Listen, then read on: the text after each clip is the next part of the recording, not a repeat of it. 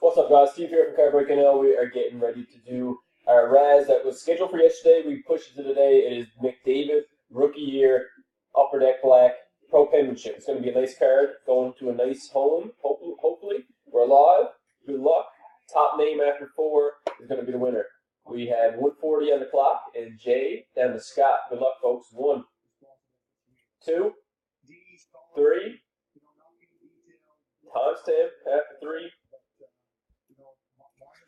Timestamp after 3 says 141. 141.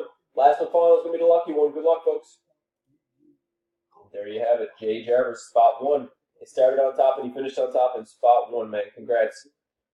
We'll go ahead and copy this one over. Fourth and final timestamp on the video is 141.